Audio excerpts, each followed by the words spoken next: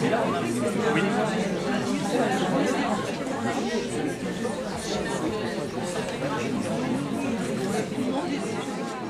Hamon, bonsoir et bienvenue à la librairie Dialogue. Bonsoir. La Diagonale du Traître, un recueil de nouvelles dont le thème est la trahison. Pourquoi ce thème ?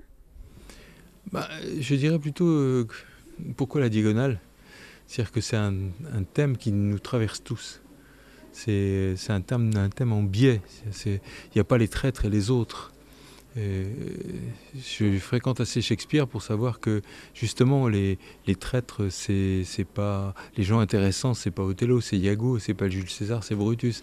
C'est-à-dire que prendre le traître comme sujet, c'est avoir une espèce d'ouvre-boîte universelle, quoi. Et ça nous démange tous, ça nous traverse tous. Et évidemment, les traîtres dont j'ai essayé de parler sont des traîtres intelligents, sont des traîtres intéressants, sont des traîtres ambigus. Et c'est pas, platement des droits communs, quoi. Hein ? Alors c'est vrai qu'on a des situations, des personnages extrêmement différents les uns des autres et les situations les unes des autres. Est-ce que finalement la trahison, c'est un péché ou un vice inhérent à l'homme ? Non, je ne poserai pas ça comme ça. Je dirais que la trahison, c'est toujours traître à quoi ? C'est ça la question. Lorsqu'on est traître à quelque chose qui est insupportable, trahir, c'est s'écarter du politiquement correct, par exemple. Et quelquefois, on a tort de s'écarter du politiquement correct, mais quelquefois, on a tout à fait raison de le faire. Milan Kundera disait trahir, c'est s'éloigner, c'est partir dans l'inconnu. Et je pense qu'il avait bien raison, surtout à l'époque où il écrivait ça. Et donc, moi, j'ai raconté l'histoire de traîtres dont on se demande tout le temps, ça pourrait être moi, ou bien c'est pas exactement lui le traître, c'est peut-être l'autre. Et j'ai essayé d'avoir des traîtres qui soient humains, proches, intéressants. Même j'avais pensé à faire une histoire d'Indic. Parce que je voulais reprendre un peu l'atmosphère des polars des années 50 et tout ça. Et je me disais, il n'y a pas un personnage le plus affreux, quoi, l'Indic, la balance, quoi.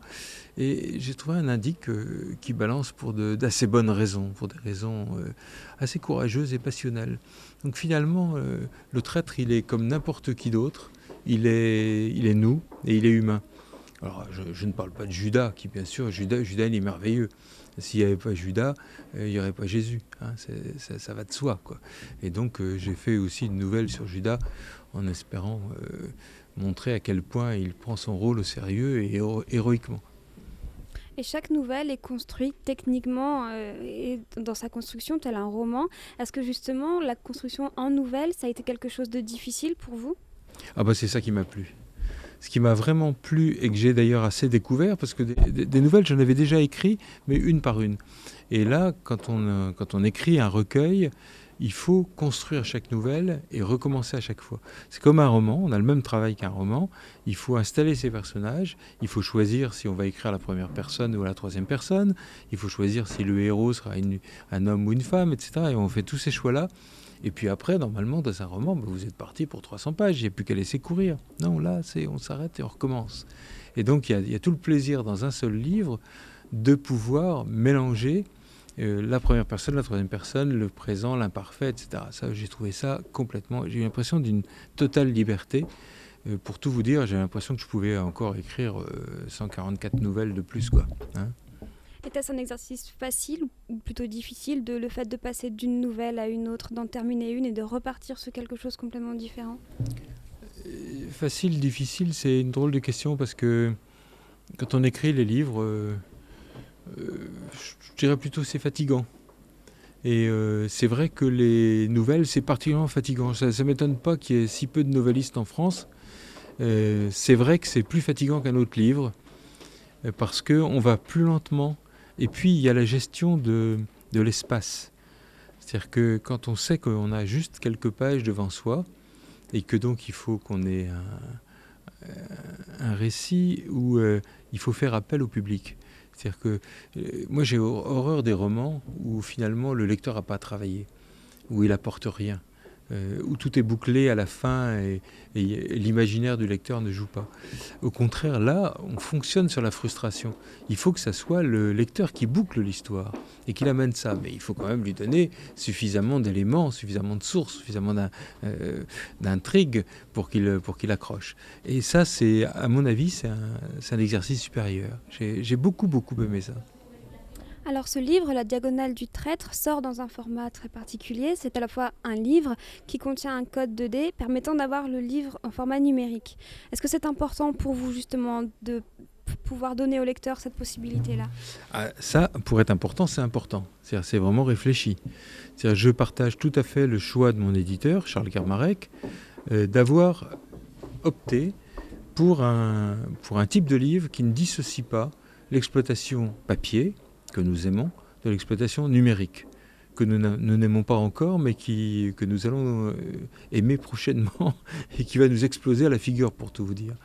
Et je crois que l'idée d'associer étroitement les deux, de les vendre ensemble, de ne pas proposer le choix de l'un ou de l'autre, de le faire en plus dans un système ouvert, en n'étant pas prisonnier de Google, d'Amazon, de Apple, mais en le faisant justement par l'initiative de l'éditeur lui-même et dans le respect du copyright et du droit d'auteur. Je trouve que là, c'est vraiment une sorte de quadrature du cercle qui m'intéresse extrêmement.